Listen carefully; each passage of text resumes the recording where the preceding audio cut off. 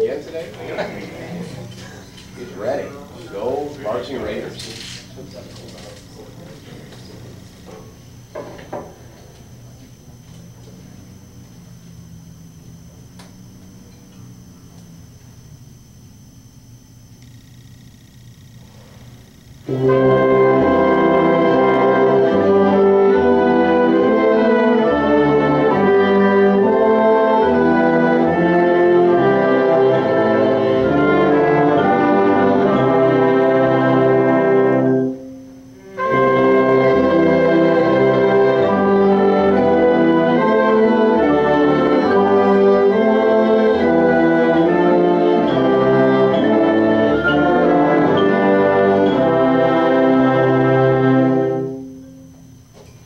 Mr. Payton, you mind if I put you on a spot before you leave?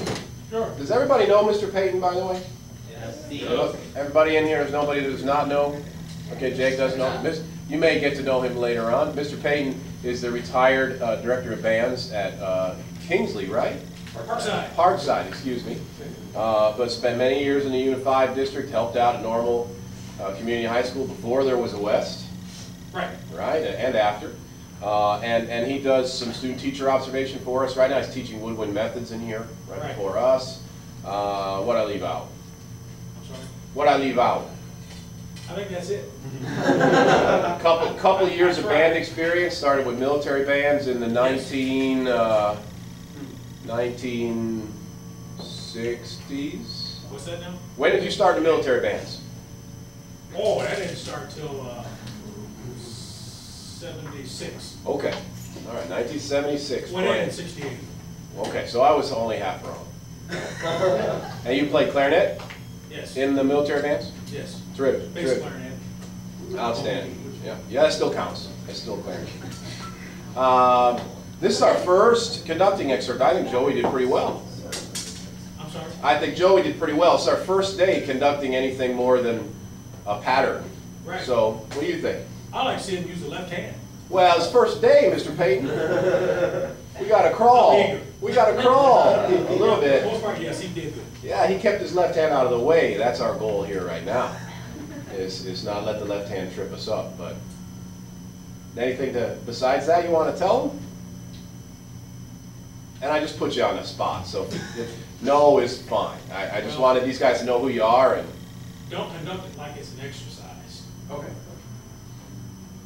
you know, that's funny. Music rather than notes on page. I've been doing these Mayu Lake Bacchorals, the ones that we do in symphonic band, since I was a high school band director. And that's a really interesting comment Mr. Payton made. I'll never forget once we had the director of bands at the University of Central Florida. I taught in Orlando, everybody, and I asked the director of bands at the University of Central Florida to come over and do a clinic with my band. And we were doing one of those Mayu Lake Bacchorals.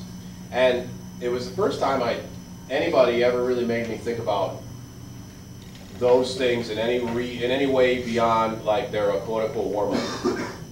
And that's what Mr. Payton's talking about.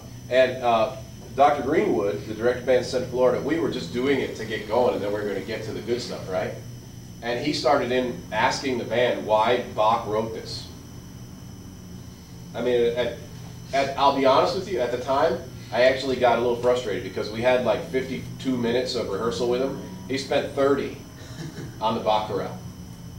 And it wasn't until later that I could realize that the 30 he spent on the Baccharal paid better dividends than any little chasing of intonation or things he could have done on Colonial Song that we were working on at the time, because it's the same thing.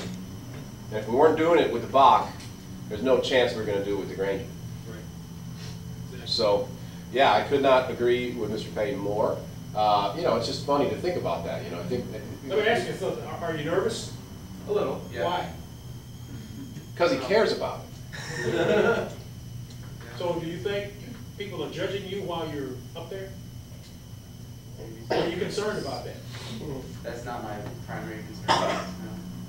What is your concern? I don't know. I guess I'm just apprehensive about. I'll leave this with you. What you do up there determines what they put out of the horn. I didn't realize that till later. I'm trying to figure that one out. There's a great conducting book, and you know, I hope you guys get kind of excited about conducting throughout the course of the semester. I'm going to stress it over and over and over. These little elbow and hand and kind of things, they're mundane and tedious. They are. Okay, this is not the fun part. of conducting is worrying about where your pinky is and where your elbow is. It's not conducting. It's not any more conducting than playing your instrument is really being an artist when you're doing the technical stuff that your studio teacher makes you do. That's not being an artist either, but that's giving you the tools to be the artist. You know, there's no painter in the world likes going to the paint store and buying paint. That's not being a painter. But if he doesn't do it, he can't be a painter any more than you need your technique exercises, and we need to know where the elbow is and the pinky is to give us an opportunity. So I hope you get excited about conducting because it's going to be your career as an educator in a music ensemble room. And so there's a million books out there in the world. You start Googling them, start checking them out, and start reading them, and maybe it sparks some interest and some creativity in you. I'll bring them up whenever something comes to mind. And this, Mr. Payton gave me another idea that there's a great book called What They See Is What You Get. Kind of a play on what you see is what you get. What they see is what you get.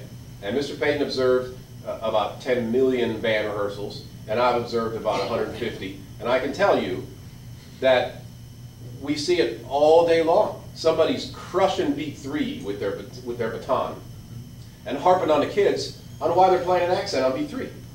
What's wrong with you children? Quit accenting beat 3.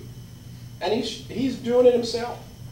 So What They See Is What You Get is a neat book, and it just goes on in a couple hundred pages about that And I would tell all of you to video record your rehearsal, because what you think you said is not what you really meant.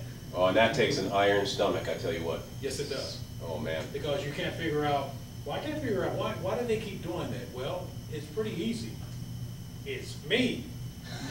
So when things don't go well in rehearsal, you know, I used to question after the band left, there's something I'm not doing quite right here. Yeah. And I just have to evaluate myself. Yeah, it's hard pill to swallow. Yeah, you better have a little glass of Kool-Aid next to you when you're doing that, because it helps the medicine go down. But there's so many things you can learn from doing that, and not the least of which, maybe the most important of which, is more empathy for your group, because you hear what you sound like and you go, how did this poor kid survive me? How does anybody understand what I just said? I remember saying that, and I thought it was crystal clear. And then you look at the tape and you go, it's unintelligible what I just told them. I merged 9 statements, 9 thoughts I had in my head into one statement that makes no sense whatsoever. And the poor kids just went, okay. And we did it again. So, thanks, Mr. Payton. All you want. Take a shine. One more time? Sure. Why don't you step off the box? We've talked about nerves, Mr. Payton, and you know, I like nervousness. It's never going to go away. I don't think it's ever going to go away as long as you're excited about what you're doing. I'm nervous every day in front of the symphonic band. And my teacher once told me he was, at 60 years old, he was still nervous. And he made a great statement about it that I've taken to heart ever since. He said, I hope I never stop being nervous, because that just means, you know, it's over. So. And nervous because we don't know what you might do once we get up there. Yeah, yeah. I've seen many a train. Sure. Happen unexpectedly. Well, that's life and live music. And you know, Mr. Payton asked you if you were worried that they were judging you. I know you a little bit, Joey. I'll bet you were more nervous because you're judging yourself. Yeah. And you have such high expectations for yourself. You know, you step on the podium and you get to conduct Holst. You know, my biggest concern is that I'm doing right. Not that someone else is going to come in the room. I got a clue for you. When you're conducting and there's other conductors in the room, they can do it better than you. You know, it's sad, but most conductors are really empathetic and we help each other, or we're a nice community. But there's, you know, you've been in lab band for years now, right? You sit there behind your horn and you're watching what the person's doing. And Aaron Washington beats him up in 212. And we sort of chuckle, and because and that's the nature of the thing. Same thing when you see somebody play in master class, or you attend a recital, and there's always things you admire about what they're doing, and there's the human nature, and you think, well, I would have done that differently, maybe better, you know. But as we've been talking in here a little bit, Mr. Payton, these guys, they're at that age where they're their best teacher now for the rest of their lives, you know, and they know that. Their ears are good enough, they're smart enough by now, they have a standard, and, you know, I'm always, my worry is that am I doing right? Am I being fair to the composer? Look at that behind your head. How cool is that? There's aliens, there's aliens invading. So we just have to learn to embrace the nerves. You know, just kind of understand that they're there. Don't think of them as the enemy. You know, they're your little friend. Hey, nerves are here again. Okay, nice to see you. And Joey's the brave man that agreed to go first. All right, so nice deep breath, and we'll do it one more time.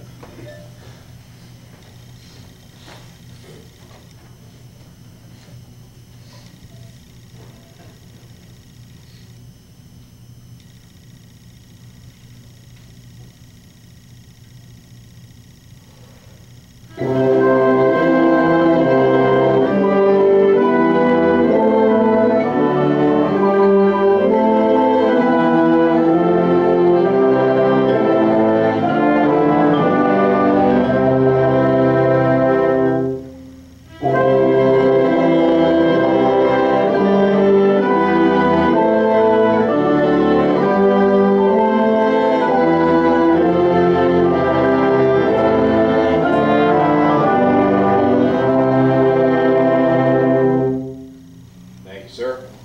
Jordan, you're up next. Is that the way it went?